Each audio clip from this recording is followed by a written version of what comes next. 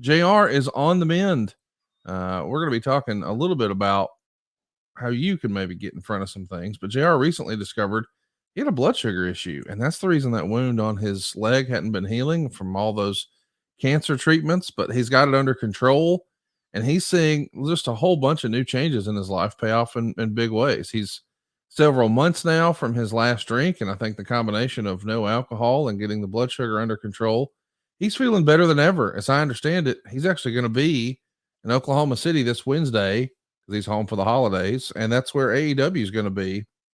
So shout out to JR getting better. His voice is stronger than ever, but that brings up an interesting discussion. He revealed on his podcast last week that his contract is coming due fairly soon in the next few months, I guess, next couple months, maybe. And Sting's last match, of course, right around the corner. We're going to talk about that. And I sort of put two and two together. Man, I really want Jim Ross and Tony Schiavone to call Sting's last match in Greensboro, much like they called that first Clash of the Champions that put him on the map in Greensboro against Ric Flair all those years ago. But JR is somebody you and I haven't talked about, and all the different moving and shaking and all that. Like, we've seen some pretty big, I would say defections, but you know, they're jumping ship or switching brands or whatever you want to call it. CM Punk and Cody Rhodes, they're over on the WWE side of things. Jade Cargill. Could you imagine a scenario where Jim Ross is in play? That feels like that would be a major loss. I hope he sticks with AEW. I mean, I want him to be at Sting's last match, but you and I haven't really discussed that. What do you think about the possibility of, is that even a real possibility, do you think? Would you let JR slip through your fingers if you were Tony Khan? No, absolutely not. I think I don't think JR has been put in the best possible position at AEW. And part of that is Jim. Look, we all have to take responsibility for our own successes and our own lack of success from time to time.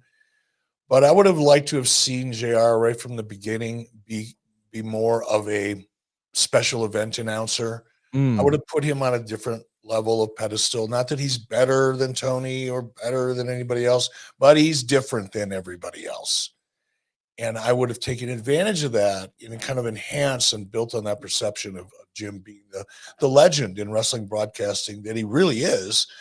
But by putting him on a pedestal and showcasing it and maintaining that separation from the day-to-day work, so to speak, puts him at a different level. And I wish they would have done that from the get-go. But look, JR's got that voice, man. When you hear that voice, it's like comfort food for my ears, man. It's like macaroni and cheese for my ears when I hear Jim's voice. It's interesting too, because he's coming up on his 50th year in professional wrestling. He's actually got a brand new book he's been working on. It's available for pre-order now over at jrbook50.com. That's jrbook50.com. And the name of the book is Business is About to Pick Up. But as we take a look at just the wrestling landscape, if his contract is up before WrestleMania, that feels like that would be a huge time for him to come back and a nice button on a career if that's what he wanted to do. Call a big match. And considering all the rumor and innuendo about television contracts, which I know we're going to get into, I think JR could be more valuable than ever. So for that reason, I just don't see any of that happening. I think Tony Khan extends or works out some sort of new contract with Jim Ross. And I, for one, hope we get to hear him on the call for Sting's last match. But I mean, not to interrupt you, Conrad, but that's an interesting point, because if you look at AEW over the last 12 months, between the Punk drama that ended up in Punk moving over to WWE, which is still mind-boggling to me, to be honest. Every time I say it, I just shake my head. Losing Jade Cargill, obviously a big move. I don't know that if I were Tony, I would want to lose any more brand value. And JR has 50 years as a broadcaster. Yeah. JR is embedded in the culture of professional wrestling and amongst fans. So to lose another brand like that, I think the timing would be really bad. Tony's got to hold it together. He's got to bring that ship together. He's got to tighten it up. He's got to lock down the brand talent that he has, the names that he has. Obviously, MJF being crucial at this point, but guys like JR, Tony Schiavone, those people that have equity in their names, and every wrestling fan knows who they are and has known who they are most of their lives.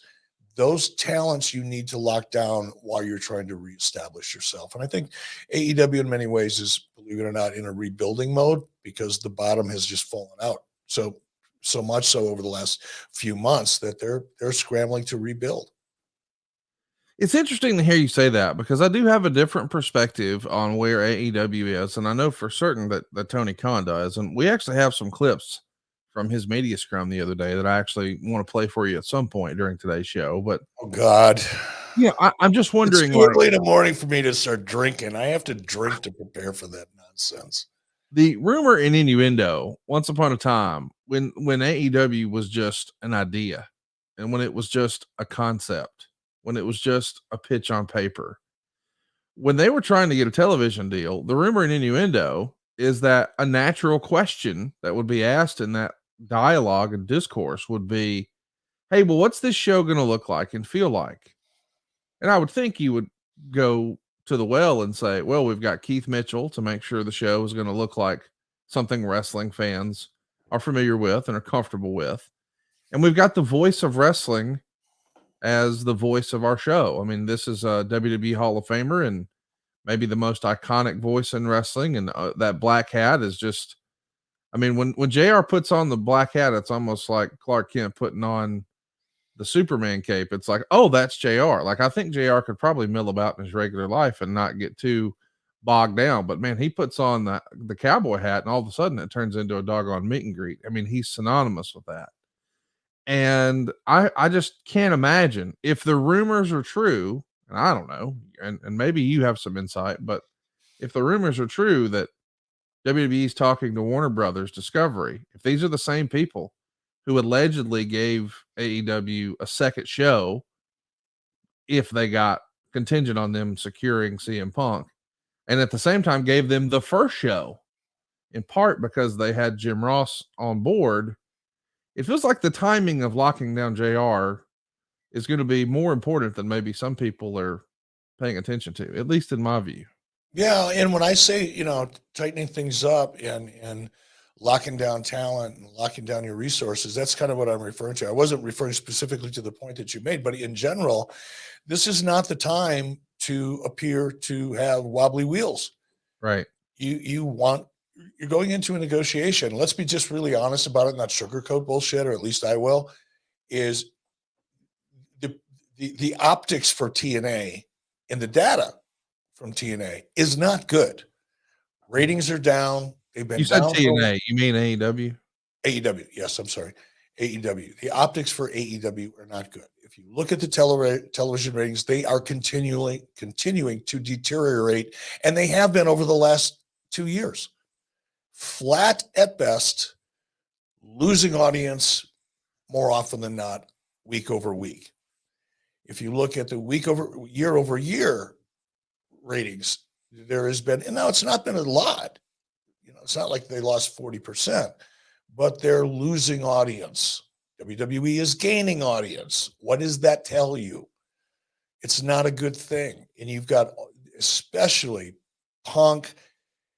And I think in many ways, Jay Cargill was long-term, I think, even more of a loss, really, for AEW in terms of potential. Punk certainly in WWE is going to have a fantastic year, probably 2, quite possibly 3, as long as he can keep his head on his shoulders and not go fucking squirrely again and get all up in his head and act a fool. But if he can stay a pro, and WWE's got the machine behind it, they've got the creative to tell the stories, the talent, the backstories, there is no doubt in my mind that provided Phil Brooks can keep his head on his shoulders and stays a pro, the next 2 or 3 years for Phil Brooks and CM Punk and WWE are going to be incredibly successful. But I think Jay Cargill represents 10 to 15 years of future growth. she is going to be a star long after Phil Brooks is going to be able to put a period at the end of a very great story in terms of his comeback. Jay Cargill will be around a decade or more after that. That's where the future lies. I think that was a bigger loss. And I think, forget about the, snaggletooth wrestling fans that are just hardcore internet wrestling geeks and hanging on every word of the Dave Meltzer dirt shit cult. Almost said dirt shit. It's probably more accurate. Forget about that part of the audience. We're talking about business. Mm-hmm. We're talking about program executives. We're talking about executives that work in programming, long-term strategy. And you look at TNA, what the potential was based on the pitch and what it's become. It's not up and coming talent so much so, other than MJF. I'm sorry. There's no potential stars on the horizon right now. Not that there couldn't be. It's not a talent issue. It's beyond that. So to your point, all that being said, don't lose JR right now. Put him on a 1-year deal. Yes. Put him on a 2-year deal. But to make a move with a JR or a Tony Schiavone or anybody else that's on camera that's got more than 5 minutes of equity with the audience, batten down the hatches, brother.